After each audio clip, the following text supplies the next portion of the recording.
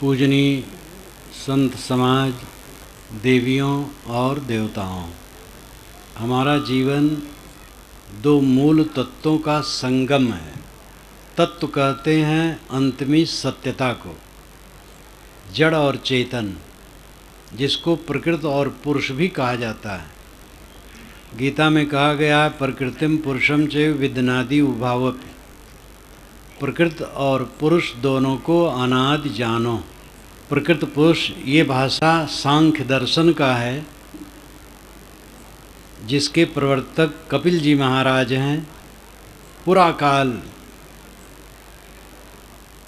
ऋषिम प्रसूतम कपिलम यस्तमग्रे, श्वेताश्वतर उपनिषद में कहा गया है कि कपिल ऋषि प्रथम पैदा हुए। सांख्यम विशालम परमम पुराणम महारणों कांतम। सांख्य दर्शन बहुत पुराना है, निर्मल है, उदार है, सागर के समान है। ज्ञानम चलो के यदि हास्ति किंचित सांख्यागतम तच्च महन महात्मन। दुनिया में जितना भी ज्ञान है सब सांख्य से आया है। सांख्य दर्शन के प्रवर्तक कपिल जी महाराज, गीताकार ने श्री कृष्ण के मुख से कहलवाया, सिद्धा नाम कपिलो मुनि, मैं सिद्धों में कपिल हूँ। कपिल का ज्ञान बड़ा ऊंचा। प्रकृति पुरुष विवेक, पुरुष आत्मा है, प्रकृति जड़ है। पुरुष का अर्थ होता है आगे जलाने वाला। पुरुष शब्द में दो पद है, एक पुर एक उस। पुर नाम आगे, उस नाम जलाना। इसीलिए सूरज उगने के पूर्व जब पूर्व तरफ से प्रकाश की आभा उठती है तो उसको उषा कहते हैं।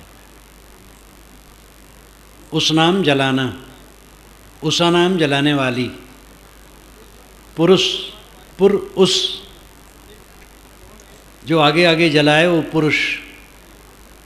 ये आत्मा ज्ञान का दीपक आगे आगे जलाता रहता है, इसलिए आत्मा को पुरुष कहा जाता है। पुरुष का दूसरा अर्थ है पुरुषेते पुरुषः। शरीर रूपी पुर में शयन करता है, इसलिए इसको पुरुष कहा जाता है। नर और नारी शरीर है, आत्मा नर नारी नहीं है। आत्मा को पुरुष कहा गया है और चेतन कहा गया है। उसी के लिए ब्रह्म ईश्वर परमात्मा सारे विशेषण हैं। तो दो तत्व हैं, जड़ और चेतन। आप चेतन हैं, शरीर जड़ है। आप शरीर नहीं हैं। जैसे कोई मकान में हो और कहे मैं मकान हूँ, तो पागल है।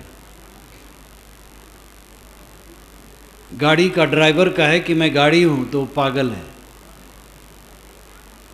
ड्राइवर गाड़ी से अलग है, आत्मा देह से अलग है। देह में है और देह से अलग है।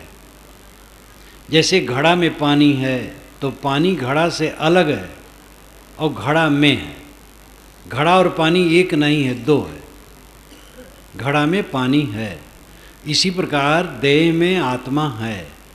आत्मा देह दोनों दो हैं।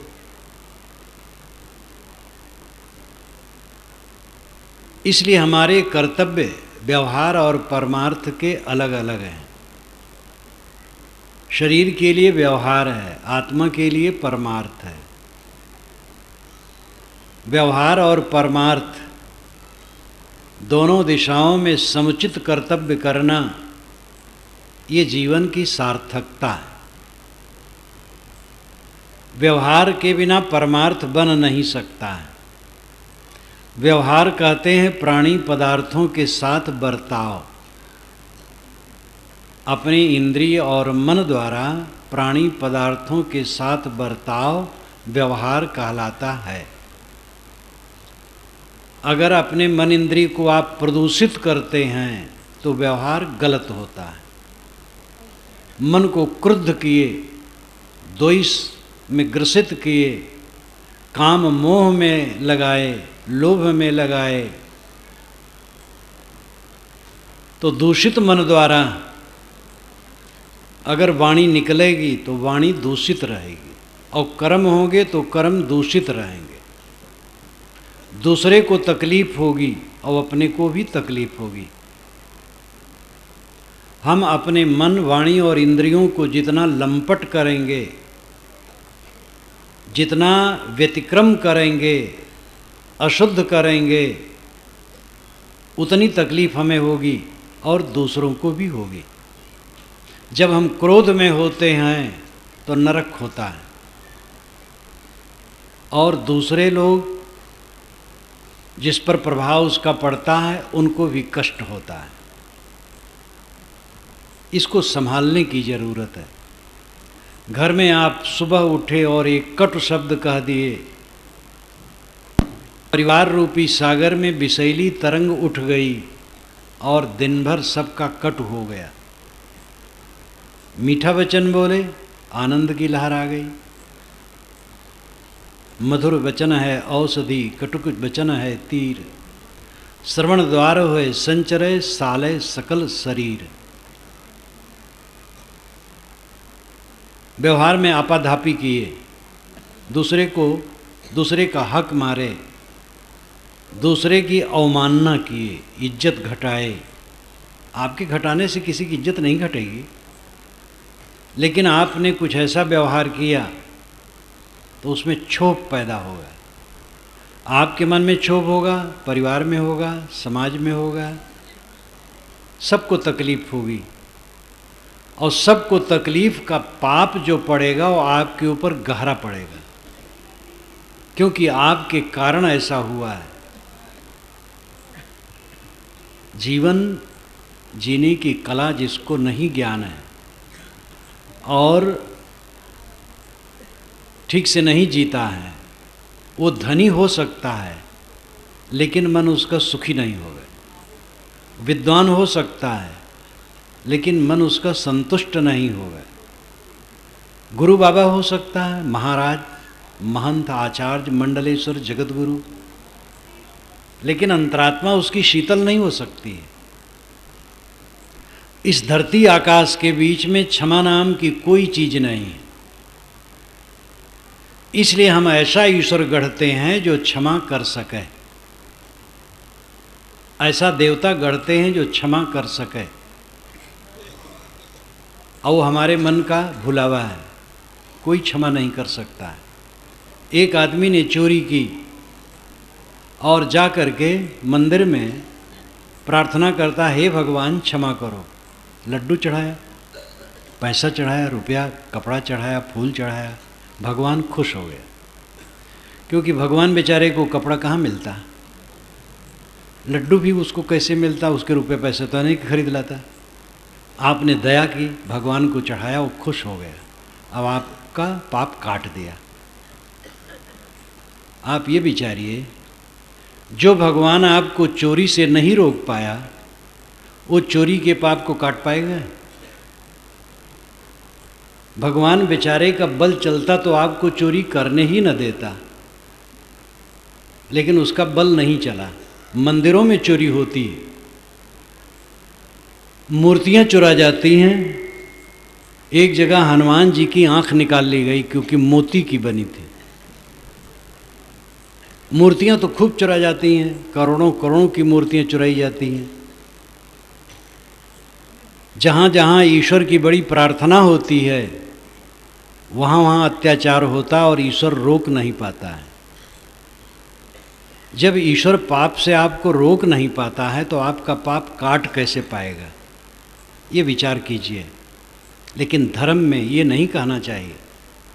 धर्म में तो जो कह देते हैं पंडित, महात्मा, मौलवी जी, पादरी जी, ज्ञानी जी, उसको मान लेना चाहिए, नहीं तो नास्तिक हो जाओगे।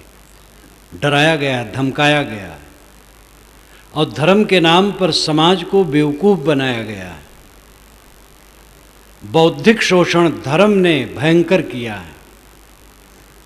चमत्कार जितना है ये बौद्धिक शोषण है। इसमें हमारे गुरु के दर्शन कर लो, आपको बच्चा हो जाएगा, आंखें आ जाएंगी, रोग दूर हो जाएगा, मुकदमे में विजय हो जाएगी, चुनाव में जीत जाओगे, मंत्री हो जाओगे, क्योंकि हमारे गुरुजी सिद्ध हैं। ये सब झूठा है। कोई गुरु सिद्ध है तो इसका मतलब है उसको क्रोध नहीं आता है, उसके मन में काम विकार नहीं उठता है, वो लोभी नहीं है, वो दुखी नहीं होता है, निर्भय है, प्रशांत है, आनंदित है। ये सिद्ध का लक्षण है। इसके अलावा वो कुछ नहीं कर सकता है। महात्मा की कुटिया बन रही थी, 20 हाथ सहतीर की लकड़ी चाहिए थी, सहतीर के लिए 20 हाथ। लकड़ी आई 19 हाथ रही। महात्मा ने देखा तो 20 हाथ हो गई। 1000 महात्मा के देखने पर भी लकड़ी एक सूत बढ़ नहीं सकती। अब आप क्षमा करें तो मैं कहूँगा, 1000 ईश्वर मिल करके 19 हाथ लकड़ी को एक सूत बढ़ा नहीं सकते हैं। आप कहेंगे ईश्वर नहीं कर सकता है? ईश्वर चाहे तो सूरज पर कमल उगा दे और कमल पर सूरज उगा दे, असंभव को संभव कर दे। ईश्वर बलवान है, सर्वसमर्थ है। बात बहुत बढ़िया लगती है। ईश्वर से प्रार्थना करना चाहिए कि सूरज पर कमल न उगाए और कमल पर सूरज न उगाए। इस धरती से चोरी, हत्या, व्यभिचार, डाकाजनी, मारामारी, सांप्रदायिक और जाति भावना लेकर के दुष्कर्म, जितने पाप हो रहे हैं ये सब को रोक दे बस। और ये वो बेचारा नहीं रोक पा रहा है। सूरज पर कमल उगा देगा और कमल पर सूरज उगा देगा। एक ने कहा मेरा ऊंट 1 घंटा में 60 किलोमीटर चलता है। कहे चला के दिखाओ। कहे जब उसका मन होगा तब चलेगा। ईश्वर जब चाहेगा तो सूरज पर कमल उगा देगा। ईश्वर को हमने व्यक्ति बनाया है और व्यक्ति की दुर्बलता क्या है? वो क्रोध करता है और दया भी करता है। क्रोध की तो हमें जरूरत नहीं है, दया की जरूरत है। पाप हम करें ईश्वर काट दे और बिना हमारे त्याग, तप और श्रम के हमें भोग और मोक्ष दे दे, इसकी हमें जरूरत है। इसलिए हमने व्यक्ति ईश्वर को गढ़ा है और वो भुला हुआ है। हर मत का अलग अलग व्यक्ति ईश्वर है। हर मत का ईश्वर उसी मत वालों का उद्धार करता है, दूसरे का नहीं करता है। नाम लेने की जरूरत नहीं है। जितने संप्रदाय हैं वह संप्रदाय वाले यही मानते हैं कि हमारे मत वाले स्वर्ग में जाएंगे, दूसरे वाले नरक में जाएंगे। हमारे वाले मुक्त होंगे, दूसरे लोग बंधन 84 में भटकते रहेंगे। हर संप्रदाय का अलग अलग ईश्वर है और हर संप्रदाय वालों ने अपने अपने ईश्वर को अपने मत में दीक्षित कर लिया है और डांट दिया है दूसरे मत वालों का स्वर्ग देना नहीं, मोक्ष देना नहीं। ईश्वर का खिलवाड़ लोगों ने खूब किया है और ईश्वर और देवता को खुश करने के लिए निरीह प्राणी भी काटे जाते हैं। बकरे, मुर्गे और भी जानवर, मासूम बेचारे जानवर, जो निहायत दयावान ईश्वर है और देवता हैं, उनको खुश करने के लिए प्राणी काटे जाते हैं। इससे अधिक उल्टी बुद्धि कुछ हो सकती है? क्या ईश्वर क्रूर है? अगर किसी की जी तड़फड़ाए, किसी का जी तड़फड़ाए और कोई खुश हो तो ईश्वर और देवता है। इतनी सी बात ईश्वर और देवता वाले नहीं समझते हैं। व्यक्ति ईश्वर की कल्पना करके हमने अनर्थ किया है। विश्वव्यापी नियम रूपी ईश्वर को हम भूल गए हैं। ईश्वर विश्वव्यापी नियम है जिसमें कृपा और कोप नहीं है, जिसमें प्रार्थना नहीं चलती है, लड्डू चढ़ाना नहीं चलता है। पुरस्कार और तिरस्कार नियम में स्वाभाविक है। आपने भोजन संतुलित किया है तो आंत का नियम आपको सुख देगा। अगर असंतुलित किया है, ज़्यादा किया है, तो आपकी आंत का नियम आपको तकलीफ देगा। न प्रार्थना काम देगी, न लड्डू काम देगा, न जप काम देगा, न ईश्वर भगवान देवता काम देंगे, कोई काम नहीं देगा। पेट खराब हो जाएगा, आग छुएंगे तो जलेंगे। वाणी और मन और कर्मों को गंदा करेंगे तो मन क्षुब्ध होगा, कोई भगवान बचा नहीं सकता है। विश्वव्यापी नियम को हम समझें, विश्वव्यापी नियम ईश्वर है, वो एक का नहीं है। किसी मजहब के द्वारा ये मान्य है कि ईश्वर हमारे मजहब वालों का कल्याण करता है, क्योंकि व्यक्ति ईश्वर उन्होंने गढ़ा है। नियम ऐसा नहीं है। हवा सबको लगती है, गर्मी सबको लगती है, धरती सबके लिए धरती बराबर है, जल और संसार की जितनी चीज़ें हैं सबके लिए बराबर हैं। ऐसे जो विश्वव्यापी नियम है वो सबके लिए बराबर है। कर्म अगर हम गलत करेंगे तो वो हमारे पीछे लग जाएंगे, अच्छा करेंगे वे भी लगेंगे, अच्छा सुख देंगे बुरा दुख देंगे। इसमें प्रार्थना और प्रार्थना काम नहीं करेगी। गोस्वामी जी ने कहा है, विबुध काज बावन बलि छलो भलो करि जाने, प्रभुता तज बस भेददप मन की गई न गलाने। देवताओं का काम बनाने के लिए विष्णु भगवान ने 52 रूप धर करके बलि को छला, क्योंकि इंद्र को गद्दी दिलवानी थी। और इसके बाद उनको पश्चाताप हुआ तो बल के अधीन हो गए, तो भी उनके मन की ग्लानि न गई, पीड़ित रहा मन कि मैंने पाप किया। विष्णु भगवान अपने कर्मों का फल भोगे, कटा नहीं। हमारा आपका कैसे कटेगा? महाराज राम ने बाली को छिप के मारा, नीत से काम नहीं किया, तो कृष्णावतार में जरा नाम के व्याध के बाण से वो मारे गए। ये पंडितों ने लिखा। पंडितों ने महाराज राम को क्षमा नहीं किया। श्री कृष्ण ने शिशुपाल की भुजा उखाड़ ली तो जगन्नाथ में भगवान लूले बैठे। पंडितों ने लिखा। कृष्ण भगवान को भी क्षमा नहीं किया। भारतीय परंपरा की उदारता है, कर्म सिद्धांत की बड़ी दृढ़ता है। फिर सस्ते नुस्खे बीच बीच में खूब कहे गए हैं। 18 पुराण और महाभारत, इन 19 जिल्दों में जो दिमाग खराब कराऊ है। प्रयाग के क्षेत्र में जितने हैं सब मुक्त ही हैं, काशी में सब मुक्त ही हैं, नर्मदा के दर्शन करने से मोक्ष होता है। ये सब पागलखाना की बात। मुक्ति का अर्थ क्या होता है? निर्मल मन मुक्ति का अर्थ है। प्रयाग में रहने वाले सबका मन निर्मल है, काशी में रहने वाले सबका मन निर्मल है। कर्म सिद्धांत को ही हिला करके रख दिया गया है। और धर्म की किताबों में जब तक आप निर्छीर विवेक न करेंगे सत्य का मोती नहीं मिलेगा। हमें इसलिए किसी की बात न मान लेनी चाहिए कि वो बहुत प्रसिद्ध है, न इसलिए मान लेना चाहिए कि उसके पीछे बहुत अनुगामी हैं, न इसलिए मान लेना चाहिए कि वो बड़ा विद्वान है, न इसलिए मान लेना चाहिए कि पुरानी पोथी में वो बात लिखी है, न इसलिए मान लेना चाहिए कि उस शास्त्र को मानने वालों की संख्या बहुत है।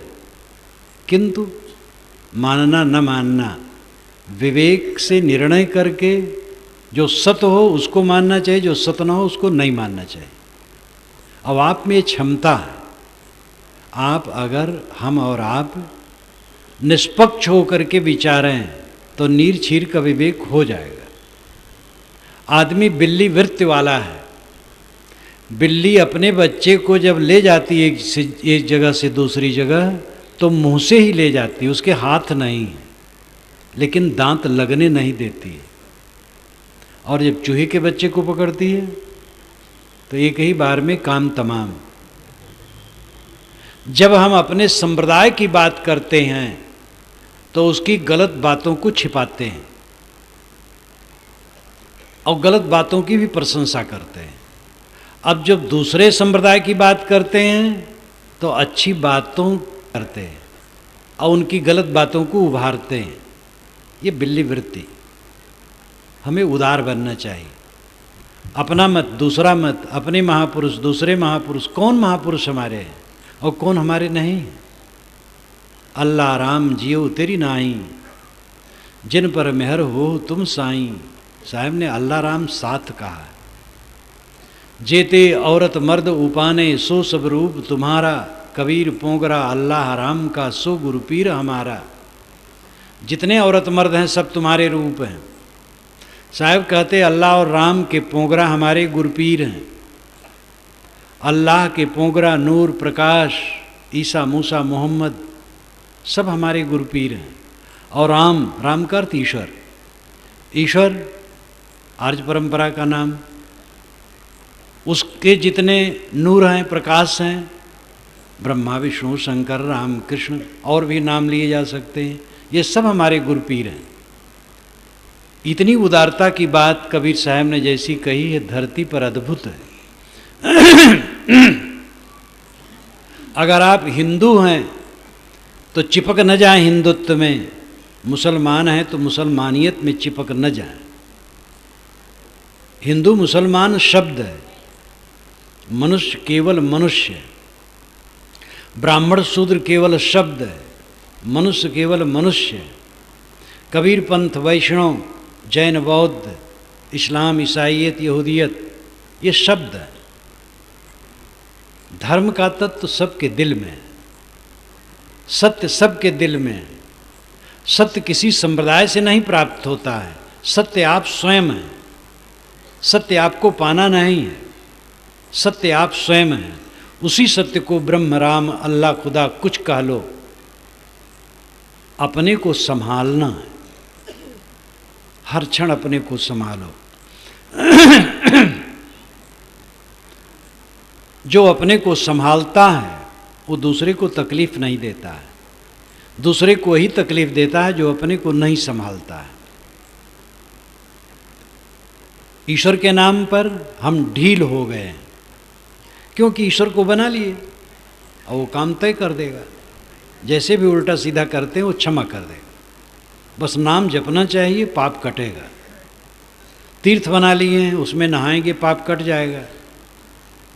सभी मत वालों ने नए नए नुस्खे बना लिए हैं और उसी से सब कुछ रफा दफा करने के चक्कर में हैं। नाम जपना ठीक है, मंत्र जपना ठीक है, नमाज पढ़ना ठीक है, नदी में नहाना ठीक है, तीर्थों में घूमें अच्छा है। लेकिन सब कुछ करते हुए ये विचार करें कि मन कितना निर्मल है, वाणी कितनी निर्मल है, कर्म कितने निर्मल हैं, इसको देखें। अगर इनमें निर्मलता नहीं आई तो कुछ काम करेगा नहीं। क्षणिक संतोष वो सब में होगा। नाम जप, मंत्र जप, मंदिर मस्जिद में आना जाना क्षणिक संतोष देगा। अस्थाई संतोष जीवन को बदलने से होगा। असली पूजा है मन वाणी कर्मों की निर्मलता।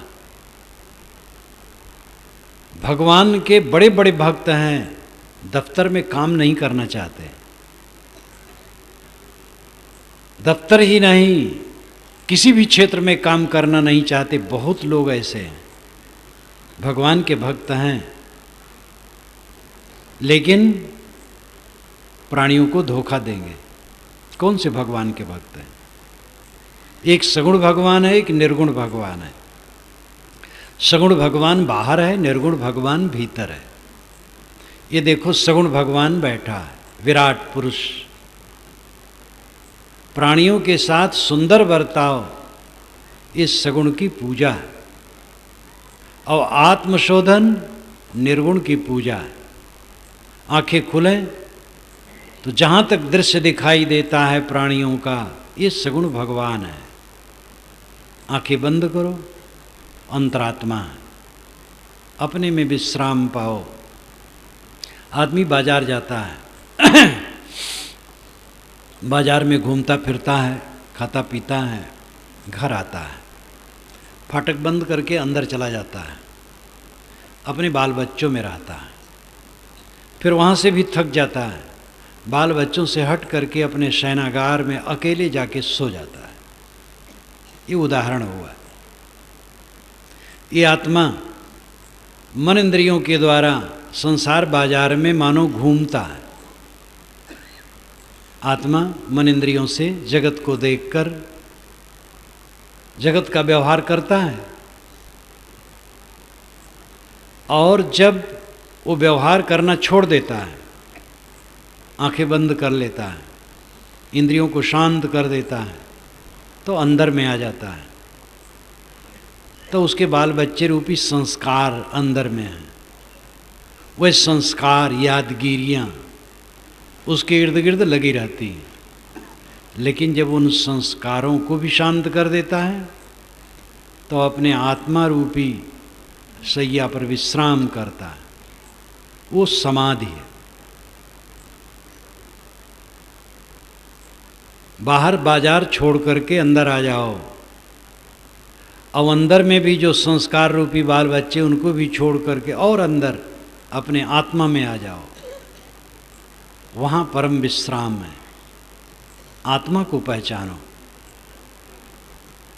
आप अपने आत्मा के सहित यहाँ आए हैं। यहाँ से चंद्रलोक में जाएं तो अपने आत्मा के सहित ही जाएंगे। टट्टी घर में जाएं, मंदिर में जाएं, अपने आत्मा के सहित ही जाएंगे। आत्मा ही हमारा अंतरतम है और कुछ अंतरतम नहीं है।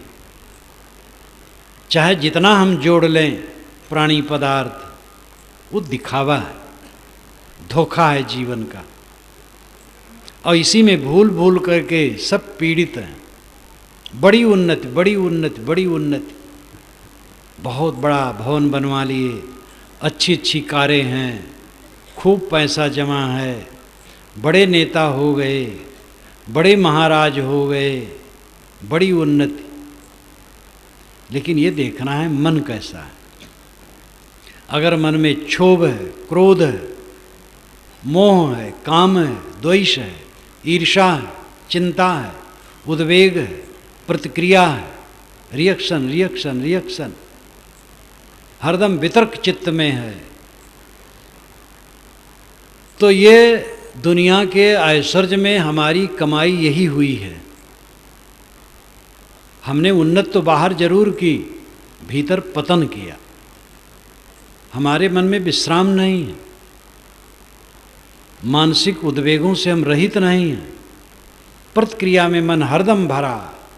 पत्नी के लिए प्रतिक्रिया, पति के लिए, पुत्र के लिए, पड़ोसी के लिए, गुरु के लिए, शिष्य के लिए, गुरु भाई के लिए,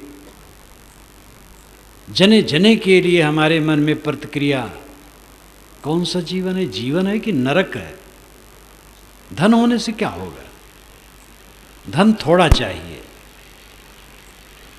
इस जठर ज्वाला को शांत करने के लिए थोड़ा भोजन चाहिए, तन ढकने के लिए थोड़े कपड़े चाहिए,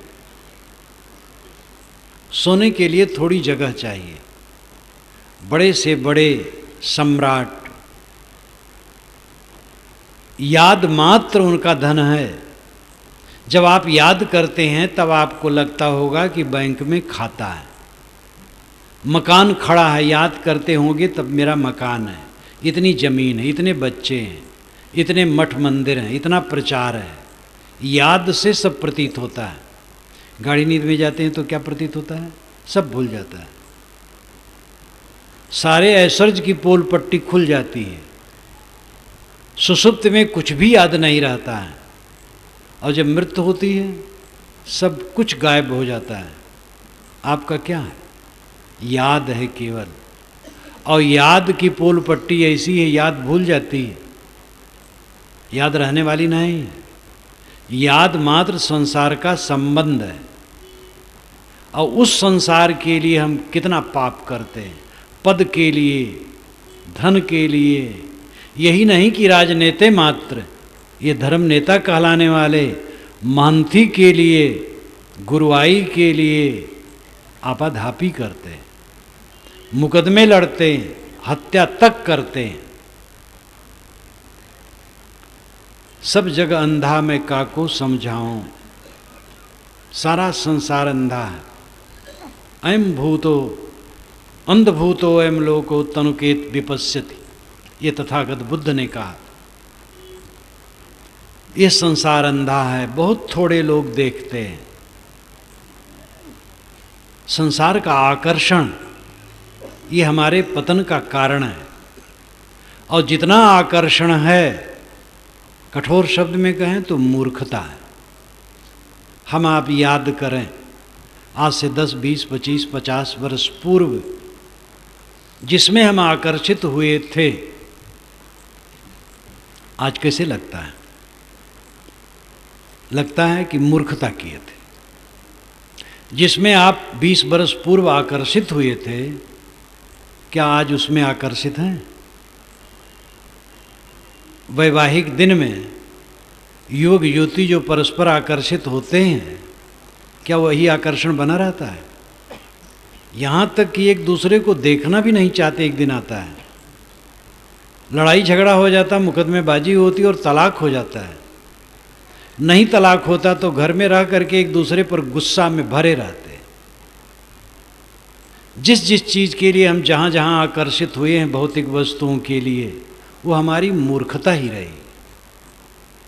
किसी चीज़ का आप विश्लेषण कीजिए तो संसार में आकर्षक नाम की वस्तु है ही नहीं, सब सारहीन है।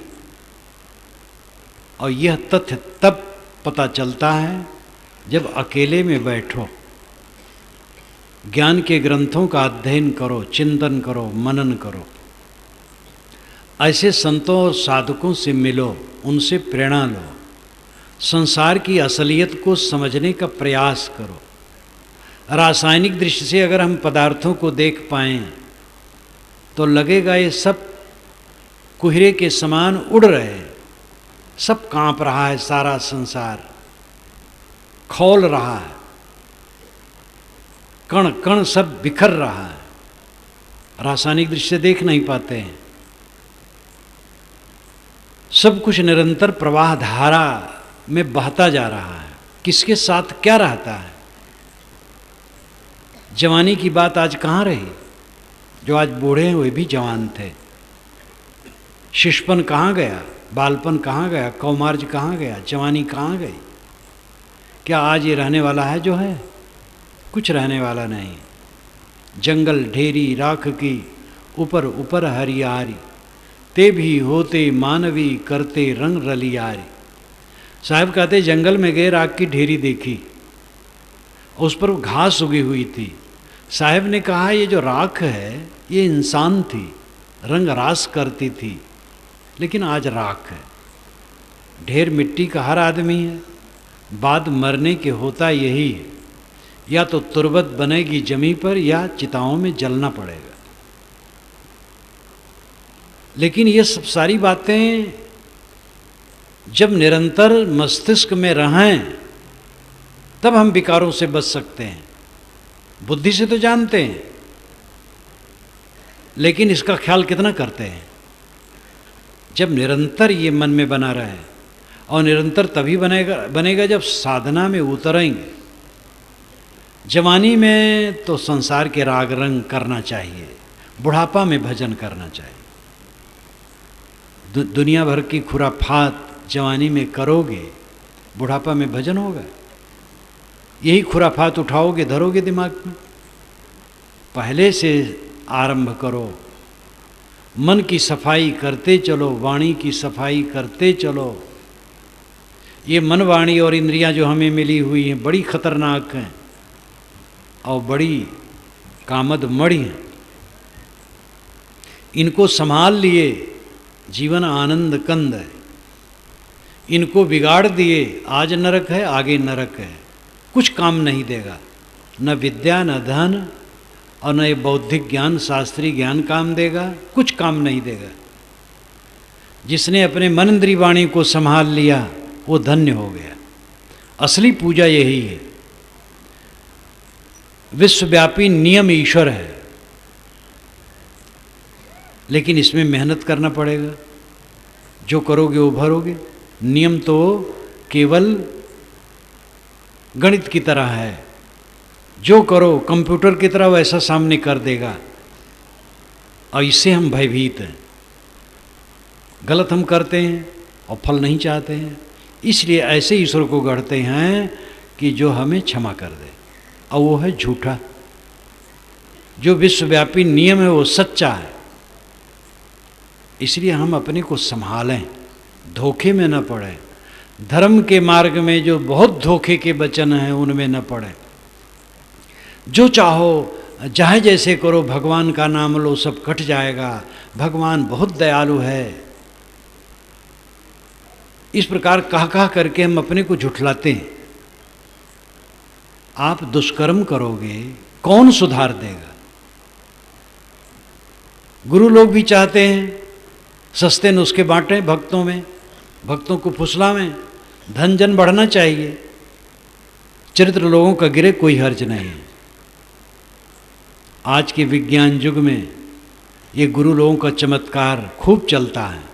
गुरु बाबा आकाश में उड़ते हैं, 500 वर्ष के हैं। 4 किलो चावल में भात बना, 1000 लोग खा लिए, 1 हंडा भात बच गया। गुरु महाराज नदी के ऊपर पानी पर खड़ाऊं पहने चले गए, आकाश में उड़ गए। जो चाहें दे सकते हैं, सिद्ध पुरुष हैं। ये सब का सब झूठ है। सारे चमत्कार छल कपट हैं, सारी अलौकिकता छल कपट है, और धर्म के क्षेत्र में महाप्रदूषण पैदा करते हैं। मंत्र तंत्र सब झूठ है, मत भरमो सबको। मंत्र का मतलब राय। कोई पवित्र शब्द, पवित्र भाव वाला शब्द जो मंत्र है उसका पाठ करो, ठीक है, मन में पवित्रता आएगी। लेकिन छू करके मंत्र पढ़े और छू कर दिए और कुल बदल गया, ये सब झूठ है, ये सब कुछ नहीं होता है। फलित ज्योतिष बकवास है, फलित ज्योतिष के पीछे मत पड़ो। ये शिक्षित लोग अंगूठियां खूब पहनते हैं, क्योंकि सब ग्रह दशा बांधे रहते हैं उसमें और दुख भोगते रहते हैं। 9 ग्रह के लिए 9 अंगूठियां पहनने वाले एक नेता हार गए चुनाव में। वो कोई ग्रह उनको बचा नहीं पाया। अंगूठियां उंगलियों के सौंदर्य को नष्ट करती हैं। गंदगी सदैव उसमें रहती है। ठंडी में ठंडा है, गर्मी में गर्मा है, भोलापन। अरे कोई विवाह उवाह के समय थोड़ा पहन ले, बरबधू है, 2-4 दिन के लिए ठीक है। बूढ़े बूढ़े लसेटे रहते हैं उंगली में। एक बूढ़े आए तो दोनों हाथ में सब अंगूठियां। मैंने कहा क्या फिर से शादी करना चाहते हो? ग्रह दशा दिखाते हैं, जिनको दिखाते हो ग्रह दशा अपना नहीं जानते हैं। दिशाशूल लगता है आपको पूरब पश्चिम उत्तर दक्षिण जाने में। मंगल बुध उत्तर दिश काला, मंगल बुध को उत्तर जाओगे तो काल है। इसका मतलब है मंगल बुध को इलाहाबाद से फैजाबाद बसें और ट्रेनें न जाएं। गुरुवार को दक्षिण जाओगे तो काल है, तो गुरुवार से उधर न आवे। फिर तेली को देख लिया तो अशुभ हो गया, और तेल खाते अशुभ नहीं होता है। अंग फड़कने से नुकसान और फायदा सब झूठ है, कुछ नहीं। पवित्र कर्म करो, निर्भय रहो, किसी को तकलीफ न दो, सबके प्रति भगवत बुद्धि रखो। ये सब भगवान है, भगवती है। भगवान के दर्शन करने की बात अगर अभी आवे कि सर ईश्वर अमुक रेलगाड़ी से इलाहाबाद स्टेशन पर उतरने वाला है, अभी 10 बजे उतरेगा, आप लोग सब भाग खड़े होंगे ईश्वर के दर्शन करने के लिए, और पुलिस को वहाँ प्रबंध करना पड़ेगा। लेकिन ये कहा जाए सब देखो भगवान बैठे हैं, भगवती बैठे हैं, तो आप कहेंगे ये भगवान भगवती है। मनुष्य पर विश्वास नहीं, प्राणी पर विश्वास नहीं। या तो भगवान भगवती पत्थर की मूर्तियों में है, या तो आकाश शून्य में है, प्राणियों में नहीं। लेकिन असली भगवान भगवती ना आकाश में है, ना पत्थरों में है, प्राणियों में है। लेकिन इसमें बड़ा बढ़िया रहता, आकाश में मान लिए, पत्थरों में मान लिए, तो आकाश में पुकार लिए भगवान को और पत्थरों की पूजा कर लिए। अब ऑफिस में बैठे तब घूस लेते हैं, मनुष्य घूस लेते हैं। अब मनुष्य को भगवान माने तो घूस कहाँ ले? घी में डालडा और डालडा में चर्बी कैसे मिलाएं अगर मनुष्य को भगवान माने तो? प्राणी को भगवान मानेंगे तो दुष्कर्म कैसे करेंगे? इसलिए प्राणी में भगवान नहीं है, पत्थर की पिंडियों में है या आकाश में है, ये रास्ता निकाल लिया गया। लेकिन कभी इससे कल्याण होने वाला नहीं। ये प्राणी भगवत स्वरूप हैं। जो आदमी जितना लंपट होगा वह दूसरे को उतनी पीड़ा देगा, जो जितना संयमित होगा पीड़ा नहीं देगा। पूर्ण संयम, पूर्ण अहिंसा व्रत को प्रतिष्ठित करता है। अपने पर कम खर्च करो, विलासी मत बनो, संयमी बनो, सहज रहो, पाप नहीं करोगे। जितना विलासी बनोगे पाप करोगे और पाप का परिणाम ताप होगा। मनुष्यों के साथ सुंदर बर्ताव, प्राणियों के प्रति करुणा, अन्य प्राणी जो छोटे बड़े हैं उनके लिए भी करुणा करो। कुछ लोग कहते हैं ये मनुष्य के अलावा जितने प्राणी हैं हमें खाने के लिए बने हैं। ये आपकी गलत व्याख्या है। कैसे बने हैं? क्या प्रमाण है आपके लिए बने हैं? सभी प्राणी जीवित रहने के अधिकारी हैं। मनुष्य का हृदय होना चाहिए करुणाशील, अन्य प्राणियों पर भी वो करुणा करे और मानव के साथ सुंदर प्रेम का बर्ताव करे। प्रेम का बर्ताव ही स्वर्ग है। आप अपने घर में गए, बाल बच्चों परिवार वालों को देख के प्रसन्न हुए, हंसे बोले, तो आपके घर में स्वर्ग है। घर में गए तो एकदम टेम्परेचर बढ़ा है और जब बोले तो घर भर झंझना गया, घर में नरक आ गया। शाम को घर में इकट्ठे हो, सबसे हंस हंस कर बात करो, एक साथ बैठ करके भोजन करो, हंस हंस के बात करो, कोई धार्मिक कृत्य करो, पूजा पाठ कीर्तन, जो आपका विश्वास हो कुछ करो, मन हल्का, प्रसन्न रहो, घर में स्वर्ग है। भोजन की बात आई तो पिता बैठा है तो पुत्र नहीं बैठना चाहता पिता के साथ भोजन में, भाई के साथ भोजन करने में हिठाई लगती है। किसी से राय लेना देना बड़ा मुश्किल है। एक सज्जन ने कहा मेरे एक ही लड़का है, जब उसको कुछ कहना होता है तो मैं कागज लिख करके उसकी अनुपस्थित में उसकी मेज पर रख करके पत्थर से दबा देता हूँ और यही वो मेरे लिए करता है। जिस परिवार में आपस में संवाद नहीं है मधुरता पूर्वक, वह परिवार नरक भोग रहा है। परिवार हो, समाज हो, आपस में संवाद होना चाहिए और वह संवाद मीठा संवाद, कटु संवाद नहीं। परस्पर प्रेम, प्रेम में स्वर्ग है, अनासक्ति में मोक्ष है। प्रेम और अनासक्ति में विरोध नहीं है, एक सिक्के के दो पहलू हैं। शुद्ध प्रेम में अनासक्ति है और अनासक्ति में शुद्ध प्रेम है। अमुक लड़की को अमुक लड़का से प्रेम हो गया, ऐसा कहना प्रेम को बदनाम करना है। प्रेम नहीं हो गया, मोह हो गया। प्रेम में देने की भावना होती है, प्रेम में सेवा की भावना होती है। प्रेम संकुचित नहीं होता है, लड़की लड़का में सीमित नहीं होता है, प्रेम व्यापक होता है। साहब ने कहा ढाई आखिर प्रेम का पढ़े सो पंडित होए, तो ये लड़की लड़का का प्रेम कहा? ये विश्वव्यापी प्रेम, प्राणी मात्र के लिए प्रेम, प्रेम में स्वर्ग है। संत ईसा ने कहा कि जो कहता है मैं ईश्वर से प्रेम करता हूँ और पड़ोसी से वैर करता है, कैसे माना जाए? ईश्वर से प्रेम करता है, ईश्वर को देखता नहीं, वो कहता प्रेम करते हैं, और पड़ोसी को देखता उससे वैर करता है। जिसको हम देखते हैं वैर करते, जिसको देखते नहीं कहते हैं प्रेम करते हैं। इसलिए सही ढंग से अपने को समझने की चेष्टा करनी चाहिए। ये भी भ्रम है कि जो कुछ हम करते हैं हमसे ईश्वर करवाता है, हम कठपुतली हैं, वो सूत्रधार है। बात बहुत बढ़िया लगती है, लेकिन अगर आप कठपुतली हैं तो प्रवचन की क्या जरूरत है? कठपुतली बिगड़ी नहीं हो, सुधर नहीं सकती है। कठपुतली में कोई स्वतंत्र शक्ति नहीं होती है। आप अपने कर्मों के कठपुतली नहीं है। जो कुछ करेंगे उसका फल आपको भुगतना है, परिणाम भोगना है। इसलिए इस वस्तु को समझिए कि आप कठपुतली नहीं, आप स्वतंत्र कर्ता हैं अपने कर्मों के। जो आप सोचते हैं उसके जिम्मेदार हैं, जो बोलते हैं उसके जिम्मेदार हैं, और जो करते हैं उसके जिम्मेदार हैं।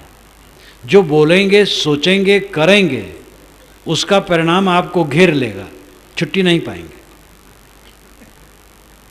अच्छा करेंगे तो सुख देंगे वो उसके फल, बुरा करेंगे तो दुख देंगे। भगवान की माया हमें नचा रही है। एक सज्जन आए, कहे महाराज क्या करो, ईश्वर ने ऐसी माया डाली है कि फुर्सत नहीं, परेशान हो महाराज। मैंने कहा ईश्वर से हटो जल्दी। हंसने लगे। मैंने कहा आप तम्बाकू खाते हैं, ईश्वर ने खिलाया है। कोई शराब पीता है, ईश्वर ने शराब पिलाया है। अगर ईश्वर कहीं होगा और माया उसके पास होगी तो वो परेशान होगा। आप अपनी माया को देखिए। हर व्यक्ति अपनी माया का निर्माता है। ईश्वर की माया किसी को भटकाती, ये महाझूठ है। हम राग करते हैं, द्वेष करते हैं, ईर्ष्या करते हैं, मोह करते हैं, काम उन्मादी होते हैं, दुर्व्यसनी होते हैं, क्रूर होते हैं, लंपट होते हैं। यही सब माया है, और ये हमारी बनाई हुई सब माया है। इसको हम छाट दें, शील, करुणा, क्षमा, दया, प्रेम, समता से बर्ताव करें, निर्माया हो जाए। हर व्यक्ति की माया अपनी अपनी बनाई है। किसी ईश्वर की माया आपको नहीं नचा रही है, अपनी अपनी माया नचा रही है। लेकिन ये बात आम जनता का क्या दोष है? पंडित कहते हैं, महात्मा कहते हैं कि भगवान की माया सबको नचा रही है। अघटित घटना पटी शीद्रतया निर्वचनीया हरि माया अति दुस्तरा, ये सब पंडितों की भाषा है। जब पंडित और महात्मा कहते हैं कि भगवान की माया सबको नचा रही है, तो आम जनता बेचारी क्या करे? वो भी कहती नचा रही है। सारा दोष भगवान का है। हमारे ऊपर जितना दुख है उसके पूरे जिम्मेदार हम हैं, और अपने जीवन को हम दुखों से बिल्कुल मुक्त कर सकते हैं। ये हमारे में बल है। जागना चाहिए। उत्तिष्ठत जागृत प्राप्य वरा निबोधत। ऋषि ने कहा उठो जागो, विवेकवान पुरुष की शरण में जाओ, बोध प्राप्त करो। कबीर साहब ने कहा कर बहियाँ बल आपनी छाड़ बिरानी आश, जाके आंगन नदिया बहे सो कस मरे पियास। हम नीच हैं, तुच्छ हैं, मानते मानते आपने अपने को बहुत तुच्छ बना डाला है। जीव तो तुच्छ है, अल्पज्ञ है, अज्ञानी है, अबोधी है। ईश्वर सर्वज्ञ है, श्रेष्ठ है। ऐसा किसने कहा है? ईश्वर ने कहा है, आपने कहा।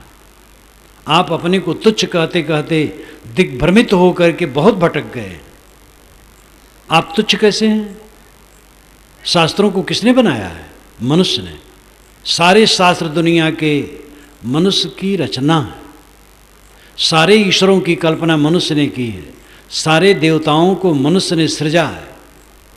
सारे ज्ञान विज्ञान का स्रोत मनुष्य है। ऐसा मनुष्य तुच्छ है तो श्रेष्ठ कौन है? लेकिन ये बात भूल गई, उपनिषदों का चिंतन भूल गया। कबीर साहब का चिंतन उपनिषद चिंतन ही है। वे धारदार बातें कहते हैं। वेदों में जब हम देखते हैं, कर्म कांड का विषय तो अलग है, लेकिन ज्ञान वाला विषय बहुत धारदार है, यद्यपि थोड़ा थोड़ा है। उपनिषद में बहुत सच्चा निर्णय है। कबीर साहब का विचार एक उपनिषद ही है। हर बात में कारण कार्य व्यवस्था। उनका आप बीजक पढ़िए तो नीरछीर निर्णय है पूरा। लोहि महफूजस्त दरमानी दिलत हर चिमी ख्वाही सबज्जू हासिलत दर हकीकत खुद तुयुम्बुल किताब खुद च खुद आयात खुद रावाज आप। मनुष्य का दिल लोहि महफूज है, सुरक्षित चित्रपट है। हर काबिल चीज़ उसे अपने दिल से निकालना चाहिए, और कुरान के आयतों को भी अपने दिल से निकालना चाहिए। सर्वासाम विद्यानाम हृदयम एव एकायनम। समस्त विद्याओं का केंद्र मनुष्य का हृदय। वेद का वेद, कुरान का कुरान, बाइबिल की बाइबिल, गुरबाणी की गुरबाणी आपका दिल है। आपके दिल से सारी वाणियाँ निकली हैं। आपकी ही सारी देन है ज्ञान विज्ञान। अपने को तुच्छ न समझें, जागें। तुच्छ करते करते हम अपने को बहुत दुखी बना लिए। जीवन की कमाई कौड़ी है। कौड़ी कमाने में अपने को हम कृतार्थ मानते हैं, माना कि कौड़ी की ज़रूरत है। अभी हम बस में बैठे हैं और पैसा न दें कंडक्टर को तो उतार देगा। रास्ते चल रहे हैं, भूखे हैं, पास में पैसे हैं, फल खरीद के खा लिए, संतोष हो गए। कौड़ी की ज़रूरत है, संसार की वस्तुओं की ज़रूरत है। लेकिन क्या उसी में सब काम हो गया? हम इतने एकांगी हो गए हैं धन के श्रृंगार में, ऐश्वर्य के श्रृंगार में, पद के श्रृंगार में, असली काम भूल गए। असली काम है मन को स्वच्छ करना, वाणी को स्वच्छ करना, कर्म को स्वच्छ करना, सुख से जीना, सुख से मरना, सुख से जागना, सुख से सोना। बिस्तर पर जाएं सुख से सो जाएं, किसी की प्रतिक्रिया ना हो, शोक मोह न हो, नींद खुले, मन में नरक न आवे। चिंता है, उद्वेग है तो नरक है। नींद खुले, आराम से अपना काम करें। जितना काम है पूजा है, जो कुछ करो सो पूजा। दुकान पर बैठे ग्राहकों को देवी देवता समझें। अफसर ऑफिस में बैठे ग्राहकों को देवी देवता समझें। हर क्षेत्र में जहाँ हम काम करें अगले प्राणियों को देवी देवता समझें। सुंदर बर्ताव करें, संतुलित भोजन करें। अंडा मांस मछली नशा गांजा भांग बीड़ी सिगरेट शराब कबाब, कितना बकवास। कितना आदमी अपने बहुत बड़ा बुद्धिमान, कितने प्रोफेसर मुख में पान भर करके तब लेक्चर बाजी करते हैं तो बकरी की तरह गलगलाते हैं। क्या बच्चों को पढ़ाएंगे जिनका मुंह साफ नहीं है? क्या बच्चों को पढ़ाएंगे, क्या शिक्षा देंगे? कितने महात्मा हैं गांजा का दम लगाते हैं, जो ना पिए गांजा की कली उस लड़का से लड़की भली, वो कहने वाले हैं। बिना अमल के मर्द जैसे बाणा बर्द। और क्या, रोहू पढ़नी माछरी कनक जीर के भात, भगत बैठ पछतात हैं दिने लटे की बात। ये मछली खाने वाले कहते हैं। रोहू और पढ़नी मछली हो, कनक जीर चावल का भात हो तो भगत लोग सोचते क्या कहूँ, भगत हो गए, नहीं तो हम भी खाते। तो मंत्र और श्लोक और दोहा चौपाई तो सभी बना सकते हैं।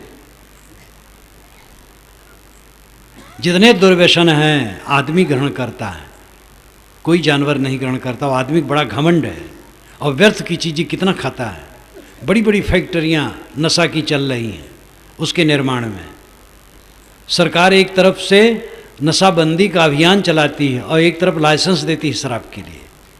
सरकार की मजबूरी है, सरकार ही क्या करे। सरकार को पैसा चाहिए, बस पैसा के पीछे। पैसा किसके लिए है? मनुष्य के लिए है। लेकिन ऐसा उल्टा पुल्टा आदमी उलझा हुआ है विराट रूप में, कोई सुधार एक व्यक्ति नहीं कर सकता है। समाज नाम की कोई वस्तु नहीं है, व्यक्ति वस्तु है। एक व्यक्ति सुधर गया तो समाज का एक अंश सुधर गया। इसलिए हम अपने अपने को सुधारें, खान पान शुद्ध करें, आचार विचार शुद्ध करें, हक की कमाई खाएं। किसी ने प्रेम से दिया है तो खा सकते हैं। इंद्री मन पर संयम करें, मीठा वचन बोलें, सत्य बोलें, प्रिय बोलें। जिन मनुष्यों के बीच में रहें मधुरता का बर्ताव करें। मधुरता का बर्ताव तभी होगा जब स्वार्थ को जीत करके रहें। अगर स्वार्थी होंगे तो मधुरता का बर्ताव नहीं होगा। महाराज राम ने स्वार्थ को जीत लिया तो भरत के लिए राज छोड़ दिया। भरत ने स्वार्थ को जीत लिया तो राम के चरणों में राज्य को चढ़ा दिया। तो निर्विवाद आपस में भ्रातृत्व बना रहा। कौरव पांडव दोनों स्वार्थ में पड़ गए, कट के मर गए। भ्रातृत्व और भ्रातघाती युद्ध दोनों के महाकाव्य हमारे यहाँ हैं। जीवन में सच्चा भजन जीवन को अंधकार से प्रकाश की तरफ ले जाना है। और ये हमारे आपके परिश्रम से होने वाला है, कोई कृपा करने वाला नहीं। कोई कृपा कर देगा तो आप कर देंगे, गुरु महाराज कृपा कर देंगे, गुरु महाराज बता सकते हैं बस।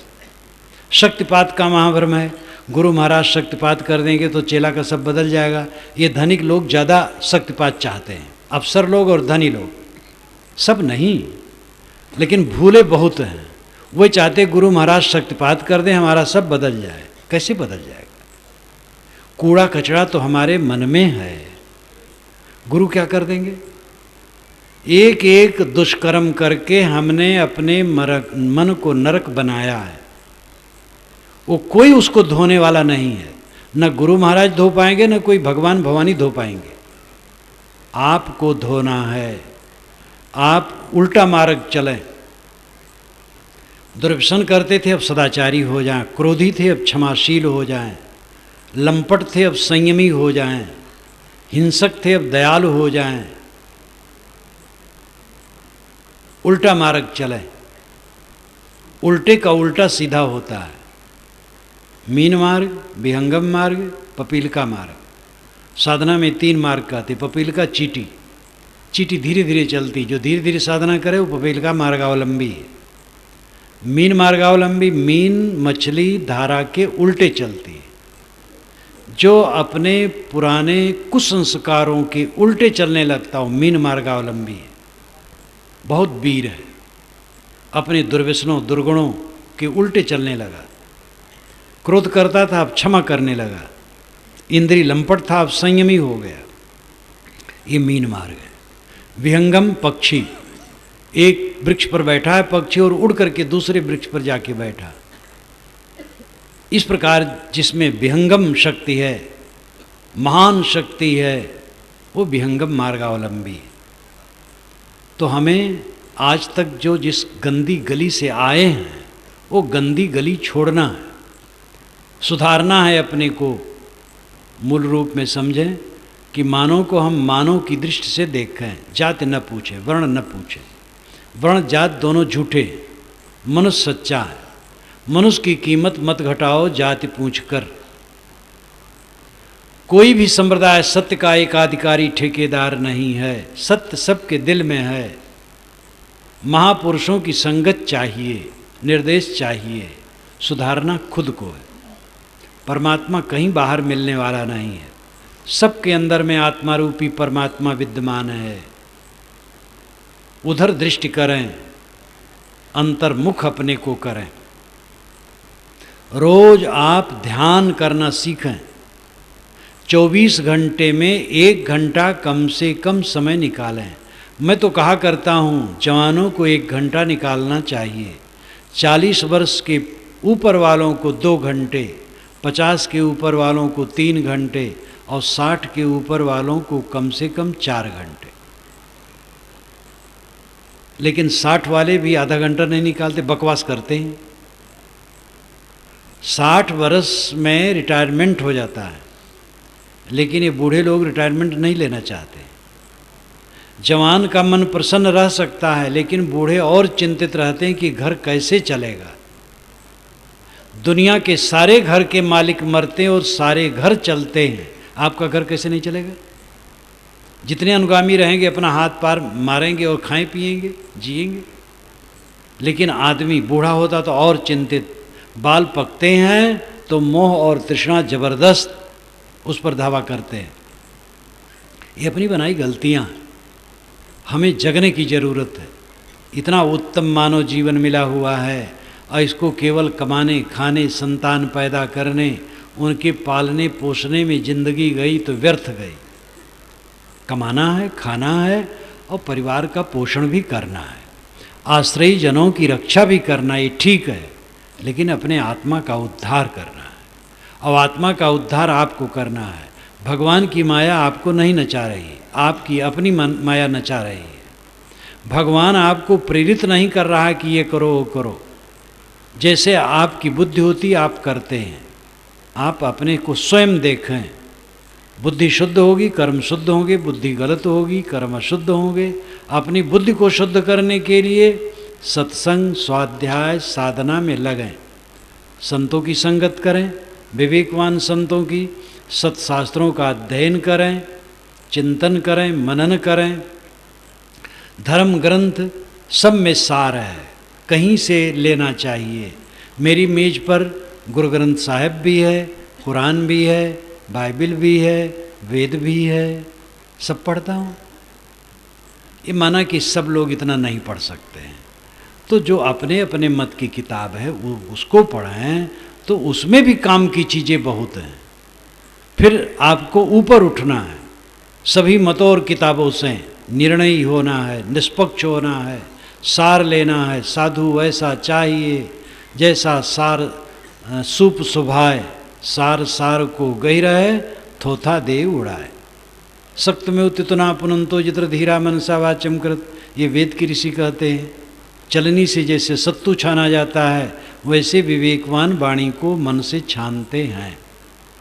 सत्संग करें, स्वाध्याय करें, साधना करें और जल्दी जल्दी अपने मन को शुद्ध करें, वाणी को शुद्ध करें, कर्म को शुद्ध करें। ये तीनों शुद्ध होंगे, व्यवहार मंगलमय होगा। आपके द्वारा किसी को तकलीफ नहीं होगी, आपको भी तकलीफ नहीं होगी, ये जीवन स्वर्ग लगेगा। और अंत में सबका मोह छोड़ें, करो रे मनवा दिन की तदबीर। अंत में अर्थी निकलनी है हमारी, इसको याद रखें, अशुभ नहीं है। मौत को लोग भूलना चाहते, विवाह की याद करना चाहते हैं। आज तो धनियों में ये भी पागलपन शुरू हो गया है कि विवाह वर्ष गांठ मनाते हैं।